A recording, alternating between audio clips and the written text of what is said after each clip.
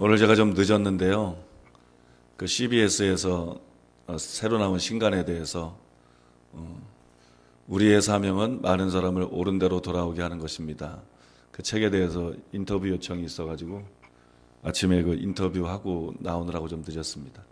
그래서 오늘 1시 5분에 이제 CBS에서 그 인터뷰한 내용이 이렇게 방송으로 나오게 될 건데요. 여기 보니까 하나님께서 다림줄에 대해서 말씀하고 있어요. 다림줄. 다림줄이라는 게 뭐예요? 저희 예수님 아버지도 목수죠. 예수님 아버지도 목수고 우리 아버지도 목수예요. 우리 아버지도 목수인데 아버지께서 어릴 때부터 나는 그냥 목수가 아니고 상목수다. 목수 중에서도 뭐 이렇게 등급이 있는가 봐요. 그 뭐 상목수다 그렇게 얘기했는데, 그래서 제 어렸을 때에는 저희 아버지가 목수라는 게 참 좋았어요. 왜냐하면 예수님 아버지가 목수였기 때문에 저희 아버지가 목수라는 게 참 좋았고요. 어렸을 때에는 저희 집이 가난해되는 것도 좋았어요. 제 개인적으로는 장가 갈 쯤에 하도 장가 가는 게 힘들어가지고 집이 가난하고 뭐 아무것도 내세울 게 없으니까 그때 내가 정말 가난한 거에 대해서, 또 교회 개척할 때 아무것도 가진 것도 없고 돕는 사람도 없고, 이거 뭐 2년을 막 그냥 소가리를 하면서 기도하면서 참 그때 한 10년은 얼굴이 늙었었는데, 아니면 지금도 총각 같을 텐데 그래가지고 그때 이제 가난에 대해서 좀 이게 참 안 좋은 거구나 그렇게 느끼고요. 그 전까지는 가난하게 살았지만 제가 가난을 싫어하지를 않았어요. 가난하다는 것을 불평하지는 않았어요. 왜냐하면 제가 가난한 것이 미래에 좋은 것이라고 저는 느꼈어요. 내가 뭐 사업하는 사람도 아니고 목회자가 될 것이기 때문에 내 가난한 성장 과정들이 결국은 내가 목회하는데 필요한 것이고 하나님의 사람이 되는데 필요한 것이고 도움이 되는 것이다. 그래서 그런 것에 대한 원망은 없었던 것 같아요. 그런 것에 대한 원망이나 그걸 아주 막 싫어하거나 비참하게 생각하거나 그런 거는 없었던 것 같아요. 또 예수님도 목수 아들이고 그 다음에 가난하게 어린 시절을 지내셨잖아요. 그죠? 가난하게 지낸 거로 보통 우리가 알고 있기 때문에 그런 게 연상이 돼가지고 막 예수님이 걸어가신 길을 걸어가는 것이다. 목회자가 되려고 그러면 이런 과정도 필요한 것이다. 그래서 그런 거를 아무튼 그냥 좋게 받아들였어요. 긍정적으로 받아들이고 좋게 받아들이고. 이 다림줄이라 그러는 것은 목수들이 쓰는 거예요. 목수들이 쓰는 것인데, 예를 들어서 이 벽에 이제 홀을 얻어가지고 방을 만든다. 그랬을 때 이 벽을 만들어야 되잖아요. 그러면 그냥 거기다 벽을 쌓는 게 아니고 다림줄을 가지고 이렇게 위에서 아래까지 딱 내려가지고 줄을 튕겨가지고 정확하게 그 선을 잡는 거예요. 그래서 그 선에 맞춰가지고 벽을 만드는 거고요. 그게 다림줄이에요. 그게 다림줄이라 그러는 거는 뭘 의미하는 거예요? 우리가 정확하지 않다. 그걸 말하는 거예요. 우리가 정확하지 않다. 다림줄이라고 하는 것은 우리의 시각이, 우리의 생각이, 우리의 지식이, 우리의 견해가 정확하지 않다. 이걸 말하는 거예요. 여러분, 이걸 깨닫는 게 지혜예요. 우리 눈이 보는 게 정확하면 다림줄이 필요가 없어요. 내 눈으로 볼 때는 분명히 일직선이라고 생각하는데 그게 아닌 거예요. 내 눈으로 볼 때는 분명히 바르다고 생각하는데 그게 아닌 것입니다. 그래서 다림줄이 필요한 거예요. 그래서 성경을 바르게 보는 비결이 뭐냐? 너희가 스스로 지혜롭다고 생각하느냐? 차라리 어리석은 자가 되어라. 그게 지혜로워질 수 있는 첫 번째 단계. 자기가 지혜가 없다는 걸 느끼는 게 첫 번째 지혜로워질 수 있는 방법이에요. 솔로몬이 지혜로워질 수 있는 비결은 지혜의 부족에 대해서 심각하게 느끼는 것입니다. 그래서 주님 앞에 지혜를 구하는 거, 그게 여러분 지혜의 첫걸음이거든요. 거만한 자는 지혜를 구하여도 얻지 못하거니와 겸손한 자에게는 지혜가 있느니라. 잠언 14장 6절과 11장 2절에 나오는 말씀인데요. 제가 신학생 때 제일 좋아했던 말씀 중에 하나예요. 성경을 많이 읽는다고 지혜로워지는 건 아니에요. 성경을 100번 읽는다고 지혜로워지는 게 아니고 그거는 수평적인 거예요. 그냥 성경 구절들을 많이 익숙해지고 많이 외우고 그런 거지 성경으로 깊이 들어가는 건 아니에요. 겸손한 자만이 그냥 성경 구절을 많이 하는 게 아니고 성경의 의미를 이해하면서 분별하면서 말씀 속으로 깊이 들어갈 수 있어요. 그 길은 겸손이에요. 믿습니까? 기도를 많이 한다고 능력 있게 되는 건 아니에요. 기도 많이 한다고 능력 있게 되는 게 아니라 엘리사처럼 영감이 있지만 영감의 부족을 느끼는, 그러니 여러분 겸손해서 진짜 능력으로 들어가는 거예요. 진짜 큰 능력으로 들어가는 거예요. 왜냐하면 하나님은 교만한 자를 대적하시고 교만한 자를 물리치시고 겸손한 자에게 은혜를 주시는 분이기 때문에 지혜도 은혜로 오는 거고요, 능력도 은혜로 오는 거고요, 교회 성장도 은혜로 오는 거고요.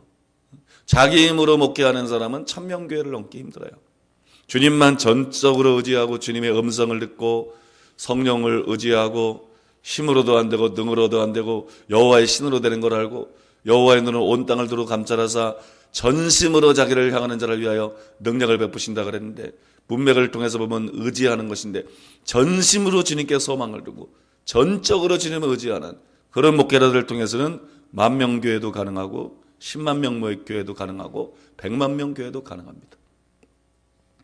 인간이 하려고 그러면 100명 넘는 것도 힘들고 1000명 넘는 것도 힘들지만 하나님이 하려고 그러면 10만 명이 쉬운 거고 100만 명도 쉬운 것입니다.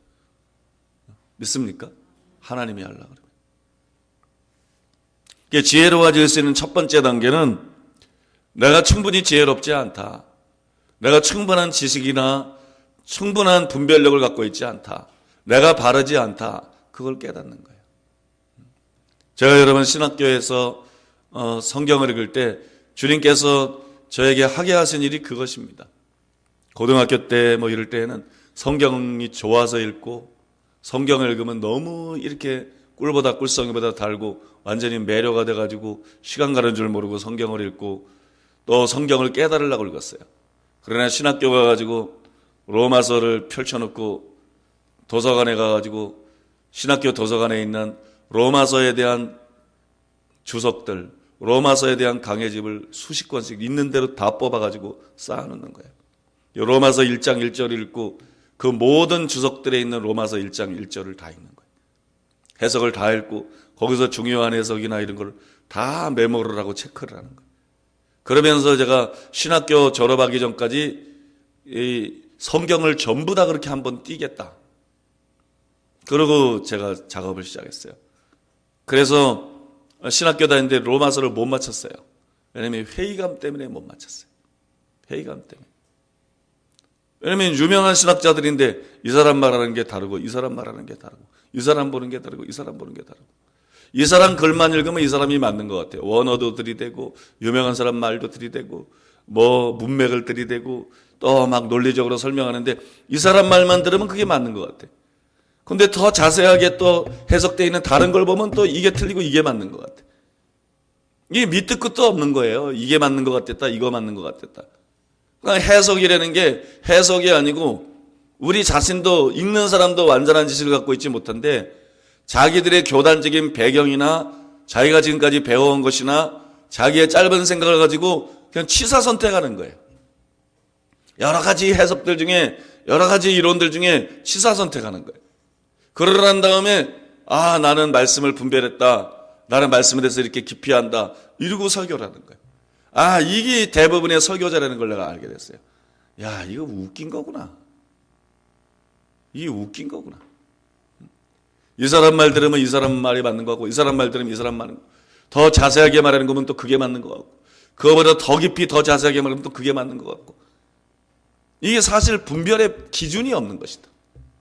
그다음에 자기 자신이 그런 것들을 읽고 난 다음에 내 생각엔 이게 옳겠다. 그게 무슨 의미가 있는가? 그게 무슨 의미가 있는가? 내가 옳겠다고 생각해서 어떻게 그게 옳은 것인가? 그러니까 말씀을 분별한다는 것도 이거 나 말짱황이다. 이거 다 그냥 지식 장난이지. 그게 말씀을 진짜 분별한 것도 아니고 진짜 말씀을 제대로 해석한 것도 아니고 여러 가지 논리 중에 하나를 선택해가지고 거기 자기 깨달음을 좀 더해가지고 이렇게 요리를 해가지고 사람들 앞에 설교하는 것이구나. 야, 이건 진짜 문제가 있다. 이게 뭔가? 이거 가지고는 내가 진짜 진리를 알 수가 없다. 내가 이거 가지고는 진짜 바른 진리를 알 수가 없다. 그래가지고 그렇게 성경 연구하는 것을 중단해버린 거예요. 그런 방식으로 성경 연구하는 것을 중단해버리고, 그러면 내가 어떻게 해야 되겠는가? 근데 성령께서 저에게 가르쳐 주시기를, 바른 거는 성경밖에 없다. 주석이 바른 게 아니고, 조직신학이 바른 게 아니고, 강해설교책이 바른 게 아니고, 큰 교회 목사 설교라고 다 바른 것도 아니고, 세계적으로 유명한 종이라고 다 바른 것도 아니고, 절대적으로 바른 거는 성경밖에 없다. 그래서 성경을 새로운 차원으로 읽는 거예요. 해석하기 위해서 읽는 게 아니라 내 생각을 버리기 위해서, 내가 배운 거, 내가 아는 거, 내가 옳다고 생각했던 것을 다 비우고 버리기 위해서, 내가 이해가 되든 안 되든 그냥 성경을 문자 그대로 받아들이는 거예요. 성경을 성경 그대로 해석하려고 그러지 않고 성경을 성경 그대로 받아들이는 거예요. 그래서 성경으로만 내 생각을 버리면서 계속 생각을 바꾸고 채색해가는 것입니다. 그러면서 내가 할 수 있는 것이 아니기 때문에 성령님이 가르쳐 주시옵소서. 어떤 신학자도 어떤 설교자도 자기가 배운 것과 자기가 연구한 것, 부분적인 지식을 가지고 불완전한 판단을 내리는 것이, 그중에는 수많은 판단 미스가 있는 것이고 수많은 잘못된 판단들인 거예요. 어떤 설교라도 예외가 아니에요. 그 모든 걸 진짜로 알고 있는 분은 누굽니까? 바로 주님이세요. 제가 지식보다 계시를 좋아하게 된 원천이 그것입니다. 왜 그래요? 지식이 바르고 건전한 것 같지만 지식이라는 것은 상대적인 것이에요.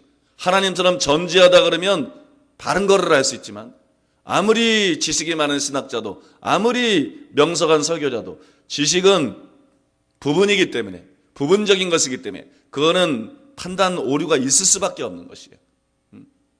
그런 여러분 상례적인 그런 약점을 가지고 있는 것이에요.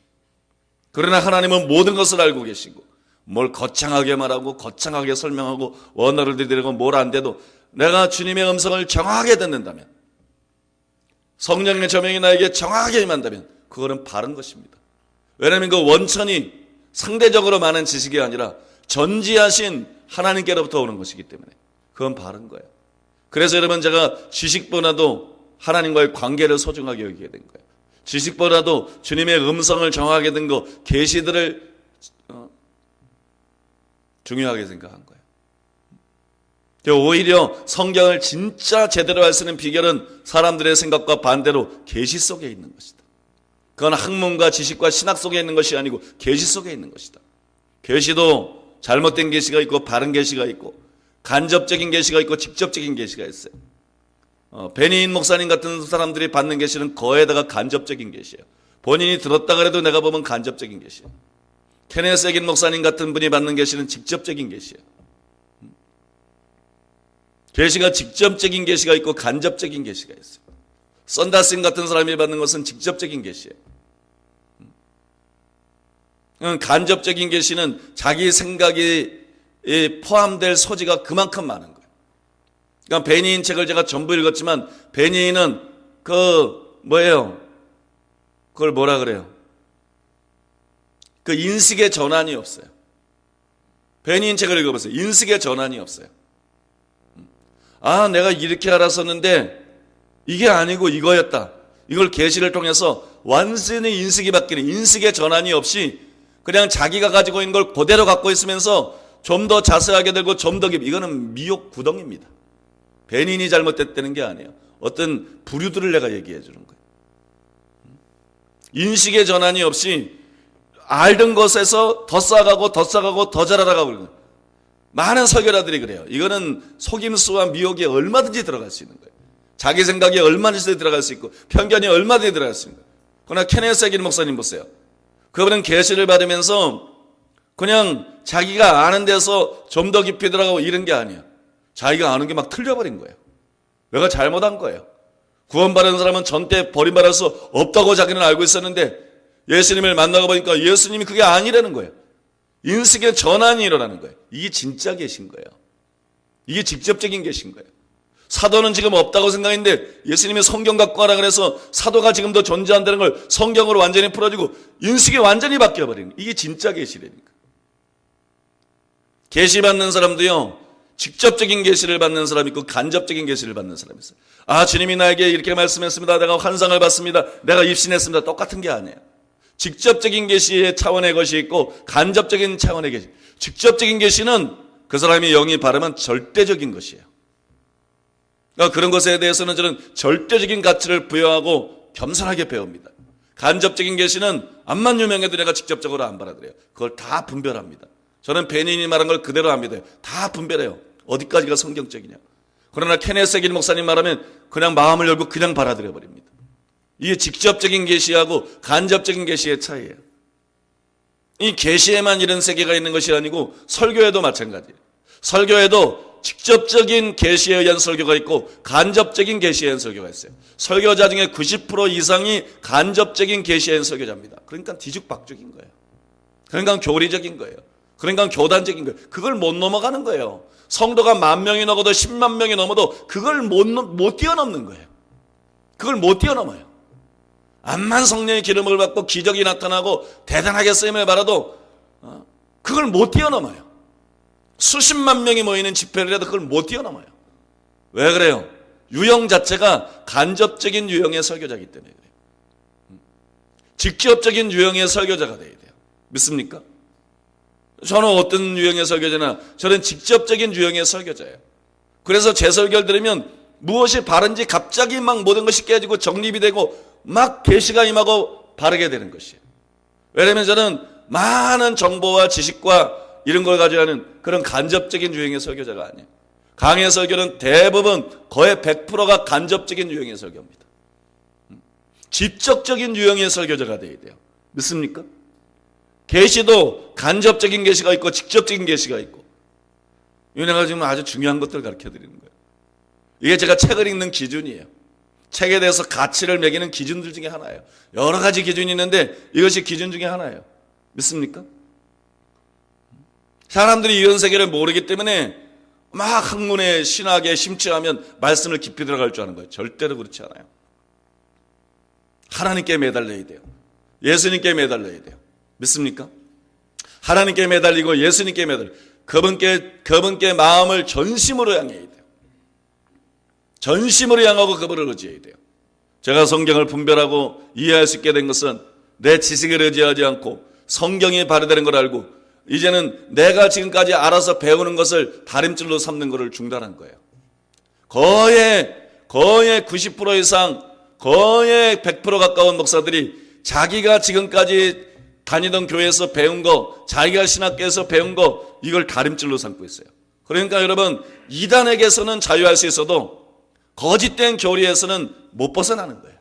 죽을 때까지 못 벗어나는 거예요. 죽을 때까지 거짓된 교리, 사람의 계명을 가르치다가 죽는 거예요. 여러분 자기가 어렸을 때부터 배운 거 이걸 다림질로 삼지 마세요. 자기가 신학교에서 배운 거, 자기가 아는 걸 다림질로 삼지 마세요. 성경 하나만 다림질로 삼으세요. 자기를 기준으로 삼지 마세요.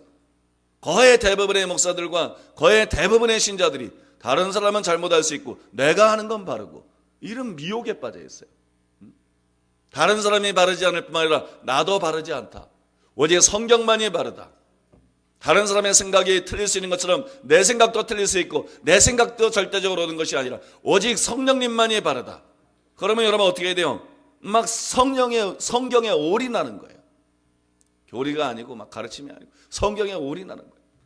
그러나 막 성령님에 대해서 막 절대적으로 의존하는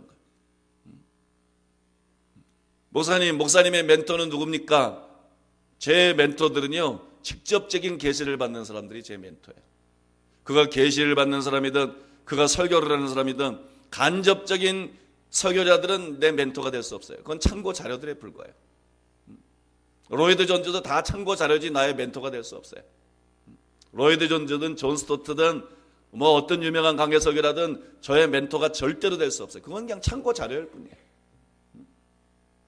역사적으로 유명했다고 막 굉장한 큰 교회 목사를 한다고 내 멘토가 될 수 없어요. 라인하르트 본캐처럼 뭐 수백만 명이 모인다고 내 멘토가 될 수 없어요. 저는 그 사람을 보는 거예요. 이 사람이 간접적으로 지금 계시에 연결된 사람인가, 또 간접적으로 진리에 연결된 사람인가, 직접적으로 진리에 연결된 사람인가. 직접적으로 진리에 연결되어 있다면 이 사람과 주님과의 관계가 어느 정도인가? 이 사람이 어느 정도 성숙했고, 그래서 이 사람과 주님과의 관계가 어느 정도 깊이 들어가서 주님이 이 사람에게 당신의 비밀과 계시와 마음을 어느 정도 드러낼 수 있는 사람인가? 그런 것들을 전부 보는 거예요. 그래서 직접적인 계시의 사람들 중에서 최고봉의 사람들을 죽었어도 내 멘토로 삼는 거예요. 찰스 피니 같은 사람, 존 웨슬리 같은 사람, 썬더슨 같은 사람, 금세기는 케네스 해긴 같은 사람, 또 릭 조이너 같은 사람, 샴볼츠 같은 사람, 직접적으로 주님과 이렇게 연결되어 있는 사람들, 그런 것들은 여러분 상대적으로 굉장히 정확도가 급격하게 올라가 버립니다. 인간이 불완전하니까 100%는 아니라 그래도요, 적어도 90% 이상, 그리고 아주 정확한 사람들은 99.9% 이상까지 정확도가 올라가 버려요. 믿습니까? 그런 사람들을 멘토로 삼는 것이, 그런 사람들을 영적으로 멘토를 삼고, 죽었어도, 엘리사가 죽었어도 그 뼈다구에 기름범이 남아가지고 적당들을 던졌을 때 살아나잖아요. 피니는 죽었어도 그 겉옷은 남아있는 거예요. 웨슬리는 죽었어도 그 겉옷은 남아있는 거예요. 썬다스는 죽었어도 그 겉옷은 남아있어요. 무슨 얘기인지 아세요? 케네스 해긴 목사님이 죽었어도 그 겉옷은 남아있는 거예요. 그 기름붐의 겉옷이 그분들의 책을 통해서 죽었어도 흐르는 거예요. 어제 저희 처형하고, 나한테는 형님이죠, 처형 남편하고 전화가 왔는데, 처형 남편이 전화를 기도를 받고 싶다고. 이거 쑥스러워서 못하겠더라고요. 쑥스러워서 못한다 그래도 나는 친척이 아니라 성도라고. 어쨌든 난 쑥스러워서 못하겠다고. 그런데 그 처형이 또 요즘에 내 책을 읽고 있는데, 책을 읽었으면 머리에서부터 뭐가 뜨뜻하고 성령의 불이 임한다고. 이 책에 기름 부음이 있는 것 같다. 여러분, 사람은 죽었어도 그 책 속에 그의 망토가 있는 것을 알아야 돼. 그의 기름 부음이 흐르고 있는 것을 알아야 돼. 그래서 여러분, 영적인 멘토로 삼고, 그 다음에 여러분 그분들의 기름 부음을 막 흡수하는 것이에요. 믿습니까? 그게 여러분 제가 걸어온 과정이에요. 너의 멘토는 누구냐? 살아있는 사람 중에 나의 멘토가 별로 없어요. 죽어있는 사람들이 주로 내 멘토예요. 그 다음에 나의 진정한 멘토는 성령님이십니다. 저는 고등학교 때부터 그렇게 고백했어요. 나의 가장 위대한 스승이신 성령님. 나의 가장 위대한 스승이신 성령님. 고등학교 때부터 성령님을 스승님이라고 불렀어요. 스승님. 왜 그래요? 그분은 진리의 영입니다. 그분만이 진짜 진리를 알고 있다는 걸 아는 거예요. 내가 그분께 절대적으로 의존해야 된다는 걸 아는 거예요. 너희는 주께 받은 바 기름 부음이 너희 안에 거하나니 아무도 너희를 가르칠 필요가 없고 또 참되고 거짓이 없으니 너희를 가르치신 그대로 주 안에 거하라. 저는 요한일서 2장 27절의 이 말씀을 여러분 생명을 다해서 믿었어요. 그리고 여러분 성령님을 실제적으로 나의 멘토로 삼는 거예요. 그분께 가르쳐달라고 매달리는 거예요. 그분께 성경의 진리들을 가르쳐달라고 매달리고, 그분께 이 진리를 분별할 수 있게 해달라고 매달리고, 이해할 수 있게 해달라고 매달리고, 말씀을 달라고 매달리는 거예요. 그래서 여러분 오늘날의 저의 설교들이 있고 오늘날의 저의 분별력이나 여러분 그런 사상이 있는 것입니다. 그리고 그것이 파괴력을 갖고 있는 거예요. 왜냐하면 진리는 설악과 운동력이 있어 좌우에 나서는 어떤 건보라도 예리하여 혼과 영과 및 관절과 골수를 찔러 쪼개기까지 하며 또 사람의 마음과 생각과 뜻을 나타내는 것이기 때문입니다. 참된 진리는 그런 것이기 때문입니다. 우리가 진리의 영으로부터 참된 진리에 가깝게 알면 알수록 말씀이 날이 서는 것이에요. 말씀이 더 살아나는 것이에요. 말씀이 더 운동하게 되는 것이에요. 말씀이 더 사람들을 다 드러내게 되는 것이에요. 믿습니까? 그것이 여러분 진리에 대해서 더 성경에 가깝게 순전하게 알면 알수록 그 날이 점점 자의 날선처럼 예리하는 거예요. 그 복음을 잘하는 사람들이 다 추수꾼이 아니에요. 좌우의 날성검을 가지고 있어야 추수꾼이 되는 거예요. 좌우의 날성검을 가지고 있어야 추수꾼이 돼가지고 수많은 영혼들을 회개시키고 깨우고 살리고 준비시키고 변화시킬 수 있는 거예요. 설교한다고 영을 살릴 수 있는 게 아니에요. 예수님이 말씀하시기를 내가 너에게 이른 말이 곧 영이요 생명이다. 내가 너에게 이른 말이 곧 영이요 생명이다. 혼에서 나온 거 말고 영에서 나오는 것입니다. 혼에서 나오는 것은 간접적으로 나오는 것이, 영에서 나오는 것은 직접적으로 나오는 것이, 하나님 성경 계시의 원천이신 하나님과 연결이 되는 것이, 거기에 여러분 정확성이 있고, 거기에 생명이 있고, 거기에 기름 부음이 있고, 거기에 영적인 권위가 수반이 되는 것입니다. 믿습니까? 여러분, 다림질이라는 게 얼마나 중요한지 몰라요. 그러니까 여러분, 영적인 다림질이 두 가지가 있어요. 하나는 뭐예요? 내 생각이 아니고 교리가 아니고 성경이에요. 성경 자체가 다림질이에요. 믿습니까? 이게 영적인 다림질 1호예요. 성경이 다림질이에요. 오늘 제가 인터뷰 하고 난 다음에 여러 가지 질문을 받고 대답을 하고, 저는 조리 있게 말 잘하는 사람은 아니고 바른 말을 하는 사람이기 때문에, 난 이렇게 조리 있게 말 잘 못해요. 무식한 사람이래가지고. 그냥 바른 얘기는 할 수 있어요. 바른 얘기는 할 수 있어요. 영향력을 미칠 수 있는 얘기는 할 수 있어요. 그래서 이제 그 인터뷰를 하고 운전을 하고 교회로 오고 있는데, 예언에 대한 질문을 거기서 하나 던져서 그런 얘기를 해줬죠. 이번에 부흥회 가서 성령께서 나에게 말씀하신 거, 교회에서 보통 사람들이 예언하면 무슨 점쟁이냐, 예수 점쟁이냐 그런 말을 하는데, 점이 먼저냐 예언이 먼저냐? 점이 먼저가 아니라 예언이 먼저다. 아담과 하와에게 여자의 후손은 뱀의 후손과 원수가 되고, 그 다음에 뱀은 발뒤꿈치를 밀고, 또 여자의 후손은 그 머리를 깨뜨릴 것이다. 이거는 예언이다. 이거는 예언이고 무려 4,000년 뒤의 예언이다. 예수님에게서 이루어지는 예언이다. 이때 점쟁이가 어디 있었느냐? 점이라는 건 존재하지도 않았다. 이때 점술이라는 게 어디 있느냐? 본래 예언이 먼저 있고, 원수 마귀가 이 예언의 연사를 흉내내는 게 점이다. 그런데 왜 점을 예를 들어가지고 예언의 연사를 부정하느냐? 예언의 연사를 예를 들어가서 점술의 허구성을 말하고, 이게 진짜라는 걸 말하고, 이걸 우리가 사용하고 나가야 그게 성경적인 것이지. 어떻게 점을 운운하면서 성령의 연사를 부정할 수 있느냐? 이런 얘기, 이런 유형의 대답을 했어요. 이런 유형의 대답을 했는데, 제가 오고 있는데 성령께서 차 안에서 제게 말씀했어요. 뭐라냐면 이런 말씀을 했습니다. 각 사람에게 성령의 나타남을 주시면 유익하게 하려 하십니다. 각 사람에게 성령의 나타나게 하시면 유익하게 하시면, 성령의 나타남은 성령의 은사들을 말하는 거예요. 성령께서 제게 이런 말씀을 주시면서, 예언의 은사는 성령의 은사 중에 하나다.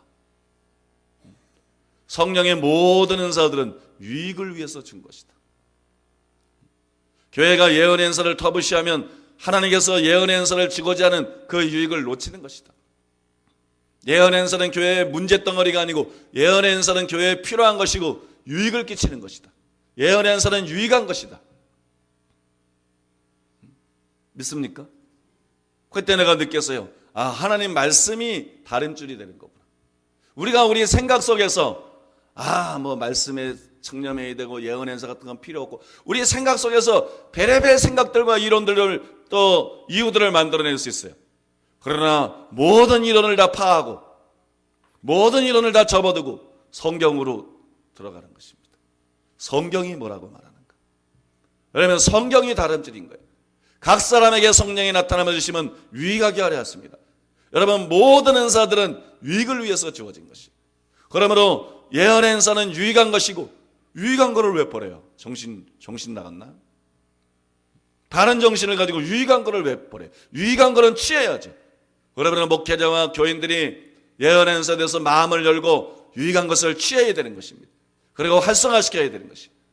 오늘 여러분 선지자 학교가 있는 날이라서 딴 날보다 많이 온 것 같은데, 예언의 은사는 유익한 것인 줄로 믿습니다.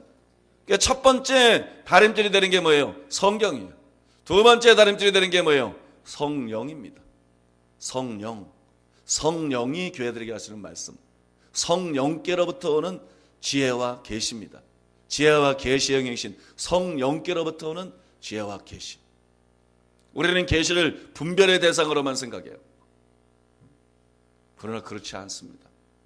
우리가 말씀을 분명하게 알고 종교되게 되지 않고 성령과 교통하고 난 다음에는 계시 속에 가장 위대한 분별이 있습니다. 인간의 머릿속에 인간의 생각과 지성과 여러분 거기에 위대한 분별력이 있는 게 아니에요. 가장 위대한 분별력은 성령의 계시 속에서 나오는 것이에요. 믿습니까? 그걸 알아야 돼요. 가장 위대한 분별력은 성령의 계시 속에서 나옵니다.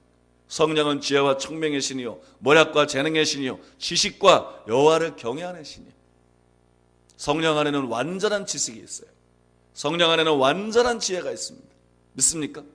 성령님은 완전한 분별력을 갖고 있어요. 그분과 내가 진짜로 연결되고 내가 진짜 그분의 음성을 듣고 내가 진짜 그분의 계시를 받게 되면 그러면 여러분 그게 여러분 분별력 자체입니다. 분별력 자체예요. 지난번에 제가 집회 가서 그런 얘기를 했어요. 성령께서 나에게 말씀하면 여러분들이 오해하실지 몰라도 성령께서 나에게 말씀하면 나는 분별을 하지 않는다. 그런 얘기를 했어요. 언제부터인가 성령께서 나에게 말씀하면 나는 분별하지 않는다. 왜? 그거는 맞는 것이다. 그거는 바른 것이다. 그거는 정확한 것이다. 처음에 미숙할 때 얘기지. 계시를 몇 번 받을 때 얘기지. 우리가 여러분 부부가 살면서 서로 목소리를 알면 그 사람 말하는 내용이 문제가 아니고 목소리 딱 들으면 이게 누구 음성인지 알죠. 그죠? 자식도 목소리 들으면 이게 아들인지 딸인지 알죠. 그러면 생각해 보세요. 하나님이 허튼 소리 할 때가 있나요? 하나님이 틀릴 수가 있나요? 내가 분별하는 것은 이것이 주의 음성이냐 아니냐 그걸 분별하는 거예요. 나는 주의 음성을 듣고 난 다음에 그 내용을 분별하지 않습니다. 내가 분별하는 건 이게 주의 음성이냐 아니냐. 그런데 주의 음성을 하도 많이 들었기 때문에 그냥 아는 거예요. 주님이 나의 음성하는 순간 자동으로 분별이 되는 거예요. 이게 부인 음성이 아니야. 이게 아들 음성이 아니야. 딸 음성이 아니야. 분별할 필요가 없죠. 그냥 주님이 나에게 말씀하시는 순간 그건 자동 분별이 되는 거예요. 아, 이게 주님이구나. 주님이면 그 다음에 내용을 나는 분별하지 않아요. 왜요?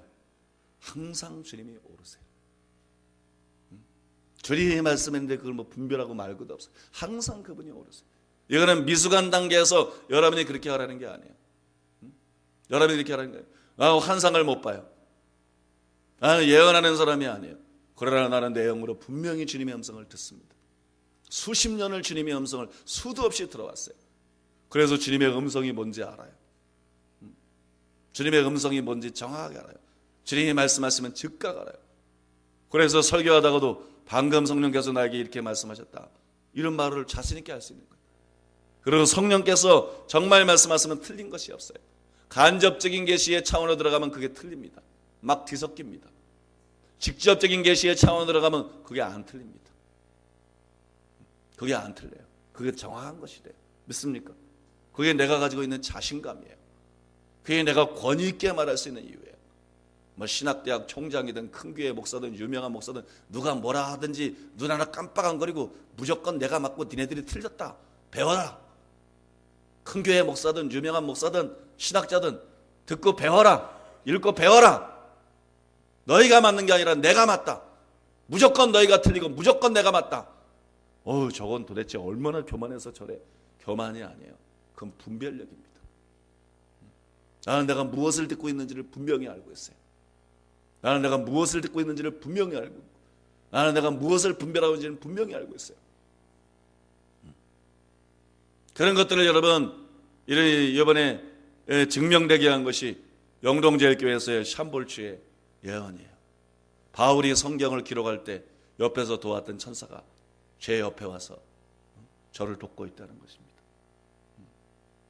여러분 그것은 진짜예요. 그것은 제가 진짜로 경험하고 있는 것이에요. 그래서 제가 여러분 그렇게 자신이 있는 거예요. 매도당할 수 있음에도 불구하고 오해받을 수도 있음에도 불구하고 배척당할 수 있음에도 불구하고 눈 하나 깜빡 안 거리는 거예요. 목숨을 걸고 나갈 수 있는 거예요. 왜냐하면 나는 이걸 진리인 걸 알기 때문입니다. 이 바른 것을 알기 때문입니다. 내게 말씀하는 분이 하나님이라는 걸 온 영으로 알고 있기 때문에 누구에게 검증받을 필요도 없는 거예요. 누가 보고 날 믿어달라 그럴 필요도 없는 거예요. 온 세상은 악한 자 안에 처한 것이며 여러분 온 세상은 악한 자 안에 처한 것이며 예수님 진리 자체이신 예수님이 오셔서 말씀해도 들을 귀가 없고 보는 눈이 없고 깨라는 마음이 없는 사람은 예수님을 이단의 계시라고 죽이려고 그러는 것이고, 들을 끼는 사람은 듣고 회개하고 변화되는 것이고, 그래서 사람하고 논쟁할 마음이 없어요. 들으면 이것이 양이기 때문에 듣는 것이고, 안 들으면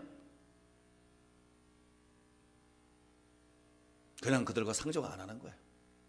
저는 설득할 마음도 없고 애원할 마음도 없고 우리 교회 나오려고 할 마음도 없고 나오라 그럴 마음도 없고 나를 알아달라 그럴 마음도 없어요. 왜냐하면 하나님이 알아주고 계시기 때문에. 네가 알고 있는 것이 바른 진리고 그것이 참된 진리다, 그걸 하나님이 알고 계신 걸 내가 알고 있기 때문에 하나님이 인정하시는 걸 뭐 유명한 목사에게 인정받을 마음도 없고 누구에게 뭐 인정받을 마음도 없어요. 사랑하는 여러분, 진짜 다림질이 뭔지를 알아야 돼요. 믿습니까? 진정한 다림질은 내가 알고 있는 것이 아니고 성경 자체입니다. 진짜 다림질은 내 판단력이 아니고 성령의 계시입니다. 성령의 올바른 계시들이에요. 믿습니까? 그것이 여러분 진짜 올바른 다림질이에요. 성경과 성령, 이것이 참된 다림질이고 이것이 진짜 다림질이에요. 다른 것을 다림질로 삼은 그 교만이 깨어져야 되는 것이에요. 고개 숙인다고 겸손한 게 아니에요. 90도 각도로 인사한다고 겸손한 게 아니에요. 자기가 아는 것을 다림질로 삼은 그 교만이 깨어져야 되는 거예요. 자기의 짧은 생각과 자기의 판단력을 다림질로 삼은 그 교만이 깨어져야 되는 거예요. 목사들의 상당수가 이런 교만에 사로잡혔기 때문에 성경의 바른 진리로 암만 성경을 읽어도, 암만 책을 읽어도, 암만 설교 준비를 해도 접근하지 못하는 것입니다. 여러분, 이런 교만이 깨져야 되는 거예요. 여러분 속에도 그런 교만을 갖고 있는 사람이 있으면 회개하시기 바랍니다. 여러분은 바르지 않습니다. 여러분의 생각이 바르지 않습니다. 여러분이 아는 것을 하나님이 한 번도 옳다고 인정한 적이 없습니다. 여러분의 판단력과 여러분의 분별력은 바르지 않습니다. 성경이 바른 것이고 성령님이 바른 것이고 자기를 비우고 정말 성경의 진리를 붙잡기 위해서 씨름한 그런 사람들이 바른 것이고, 자기의 지식과 판단력을 믿지 않고 여러분 전심으로 하나님께 그 마음이 향하고 주님의 음성을 듣고 주님의 계시를 받고 주님께로부터 분별력을 받은 그런 사람들의 판단이 바른 것입니다. 목사라고 바른 것이 아니고 신학대학 청장이라고 바른 것이 아니고 대형교회 목사라고 바른 것이 아니고 여러분 그것만이 바른 것입니다. 여러분들이 진정한 다림질이 무엇인지를 이 시간 깨닫게 되시기를 바랍니다. 그리고 보다 낮아진 마음으로, 보다 겸손해진 마음으로 성경으로 접근하세요. 보다 낮아진 마음으로, 보다 겸손해진 마음으로 성령님께로 한 걸음 한 걸음 나아가세요. 믿습니까? 그분에게 말씀해달라고 요청하세요. 그분에게 가르쳐달라고 요청하세요. 그분에게 나의 스승이 되어달라고 요청하세요. 그분에게 분별력을 달라고 요청하세요. 포도나무 가지가 포도나무에 붙어있는 것처럼 그분에게 달라붙으세요.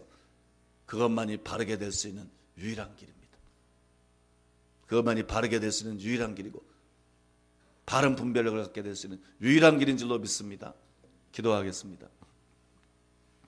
자비로우시고 거룩하신 아버지 하나님, 오늘 이 시간에 영적인 다림질에 관해서 아버지 성령께서 제게 말씀을 주는 대로 함께 말씀을 나누었습니다. 우리는 우리의 생각을 다림질로 삼습니다. 왜냐하면 자기도 모르는 사이에 쥐꼬리 많은 것을 알고 있으면서도 그 지식으로 말미암아 마음이 교만해졌기 때문입니다. 우리는 우리의 분별력을 다림질로 삼습니다. 왜냐하면 쥐꼬리만한 분별력으로 마음이 교만해졌기 때문입니다. 이 시간에 교만을 회개합니다. 참된 겸손은 사람 앞에서 겸손한 것이 아니고 하나님 앞에 겸손한 것입니다. 하나님 앞에 겸손한 것이 사람 앞에서도 나타날 수는 있어도 참된 겸손은 사람 앞에 자기를 낮추는 것이 아니고 하나님 앞에 완전히 꼬꾸라지는 것입니다. 하나님 앞에 완전히 의존적이 되는 것입니다. 주님을 온전히 신뢰하는 것입니다.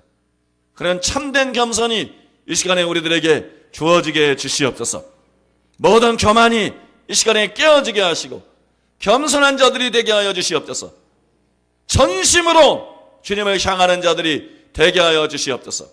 그래서 간접적인 성경 지식이 아니고 직접적인 성경의 조명과 지식의 세계 속으로 들어가게 하시고, 자기 생각이 뒤죽박죽 섞이고 자기의 교리나 자기의 견해가 뒤죽박죽 섞일 수 있는 그런 형식의 계시가 아니고, 아버지 하나님이여, 케네스 에긴 목사님이 말했던 것처럼 직접적인 계시의 세계로 들어가게 해주시옵소서.